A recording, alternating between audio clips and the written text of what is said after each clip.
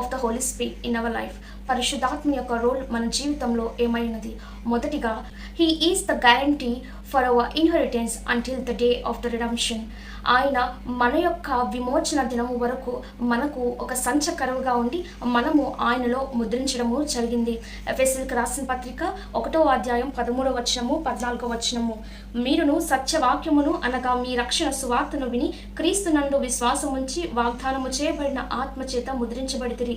దేవుని మహిమకు కీర్తి కలుగుటకై ఆయన సంపాదించుకున్న ప్రజలకు విమోచనము కలుగు నిమిత్తము ఆ ఆత్మ మన స్వాస్థ్యమునకు సంచకరువుగా ఉన్నారు. సెకండ్ రూల్ మన జీవితంలో ఏమై ఉన్నదంటే, యోహాను సువార్త 14వ అధ్యాయం 26వ వచనము.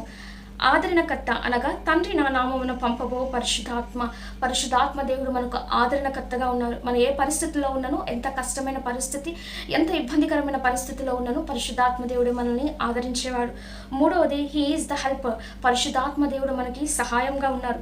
అయితే ఏ సందర్భాల్లో, ఏ విషయాల్లో ఆయన సహాయంగా ఉన్నాడు అనంటే, అదే వచనములో, సమస్తమును మీకు బోధించి నేను మీతో చెప్పిన సంగతులన్నింటినీ మీకు జ్ఞాపకము చేయును.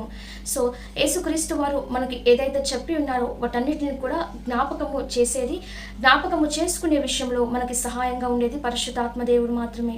రోమీయులకు రాసిన పత్రిక 8వ అధ్యాయము 26వ వచనము.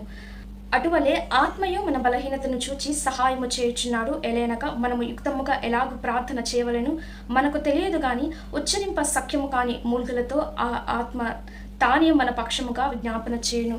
సో ఈ వచన ప్రకారం పరిశుద్ధాత్మ దేవుడు మన తరపున విజ్ఞాపనకర్తగా కనపడుతున్నారు. The fifth role of the Holy Spirit, Yohanu సువార్త 16వ అధ్యాయము 13వ వచనము. అయితే ఆయన అనగా సత్య స్వరూపి అయిన ఆత్మ వచ్చినప్పుడు మిమ్మును సర్వ సత్యములోకి నడిపించును. ఏది ఆత్మానుసారమో, ఏది శరీరానుసారమో సమస్తము నడిపించేది పరిశుద్ధాత్మ దేవుడే. ఎందుకు అనగా, ఒక మనుషుని సంగతులు అతనిలో ఉన్న మనుష్యాత్మకే గాని మనుషుల్లో మరి ఎవనికి తెలియను. అలాగే దేవుని సంగతులు దేవుని ఆత్మకే గాని మరి ఎవనికి తెలియను.